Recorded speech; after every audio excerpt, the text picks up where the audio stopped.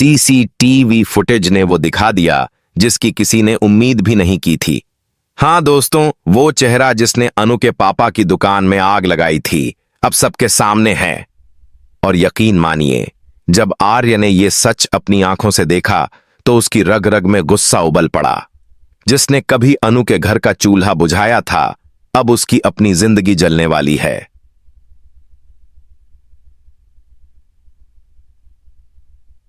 सोचिए जरा, वो इंसान जो हर वक्त मासूमियत का नकाब ओढ़कर घूमता था, मैं तो बस अनु की भलाई चाहता हूं, जैसी बातें करता था वही इंसान सबसे बड़ा गुनहगार निकला। रघु, हां वही रघु जो हर किसी के सामने शरीफ बनने का नाटक करता फिरता था। असल में उसने वो किया जो किसी ने सोचा भी नहीं था। जब सीसीटीवी फुटेज खुली तो सबके होश उड़ गए। साफ दिखा, दुकान में आग लगाने वाला और कोई नहीं बल्कि खुद रघु ही था। आर्य को तो जैसे किसी ने अंदर से झकझोर दिया हो। उसका चेहरा सख्त पड़ गया, आंखों में आग और दिल में सिर्फ एक बात, अब इसे छोड़ूंगा नहीं। और अनु, बेचारी अनु, जिसे अब तक लगा था कि शायद ये कोई हादसा था, लेकिन अब जब सच उसके सामने आया उसकी सांसें थम गईं। वो बस इतना ही कह पाई, क्यों रघु अंकल, आपने ऐसा क्यों किया? लेकिन रघु को क्या फर्क पड़ता है? उसके लिए ये तो बस बदले का खेल था।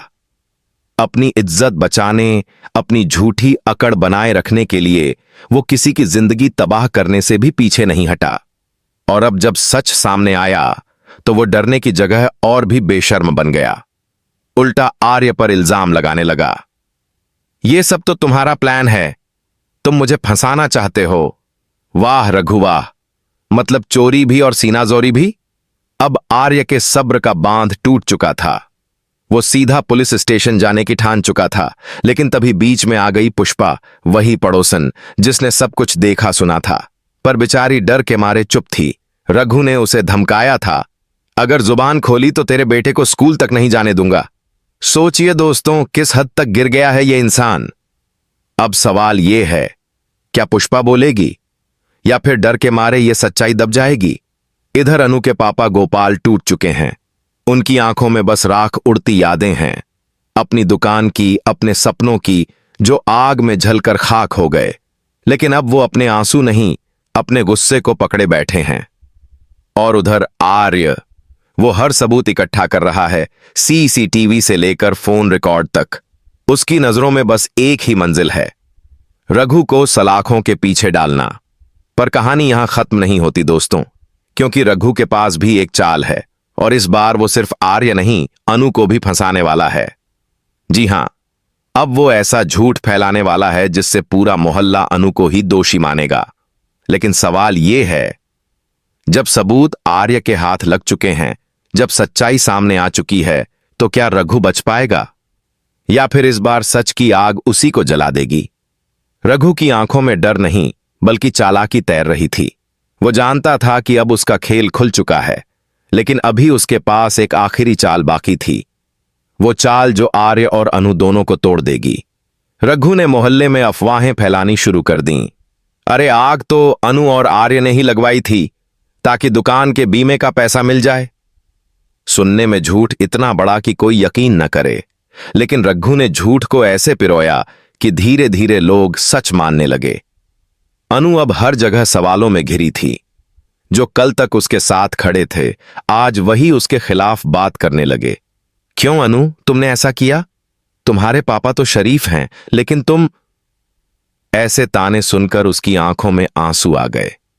पर आर्य, वो टूटने वालों में से नहीं था। उसने सीधा कहा, अब वक्त है सच्चाई को दुनिया के सामने लाने का। आर्य ने गोपाल जी के साथ पुलिस स्टेशन जाकर एफआईआर दर्ज करवाई, लेकिन जैसे ही पुलिस रघु के घर पहुंची, वो पहले से तैयार बैठा था। उसने सीसीटीवी फुटेज की नकली कॉपी बना रखी थी। उसमें दिखाया गया कि आग किसी और ने लगाई है। पुलिस वाले कंफ्यूज हो गए, 2 वीडियो, 2 कहानी, अब असली कौन सी? आर्य के माथे पर पसीना आ गया, लेकिन वो जानता था कि सच को ज्यादा देर तक दबाया नहीं जा सकता। इधर पुष्पा भी बेचैन थी। उसने सब कुछ अपनी आंखों से देखा था, लेकिन डर उसे बोलने नहीं दे रहा था। उसका बेटा बीमार था और रघु ने धमकी दी थी कि अगर उसने मुंह खोला तो उसकी जिंदगी तबाह कर देगा। सोचिए, एक मां का दिल कैसे फटता होगा जब उसे सच्चाई दबी रखनी पड़े। पर पुष्पा अब और नहीं सह पाई। उसने ठान लिया कि वो बोलेगी। उसी रात आर्य और अनु मंदिर में मिले। दोनों की आंखों में आंसू थे, पर दिल में आग। आर्य ने धीरे से कहा, अनु, अब ये लड़ाई तेरे पापा की नहीं, हम सबकी है। रघु ने सिर्फ दुकान नहीं जलाई, उसने भरोसा जलाया है। अनु बस सिर झुका के बोली, आर्य, अगर तुम्हारे साथ कुछ हुआ तो? आर्य मुस्कुराया, अब कुछ नहीं होगा, अब बस उसका खेल खत्म होगा। और जैसे ही आर्य ने पुलिस के सामने असली फुटेज पेश की, सबके चेहरे सन्न रह गए।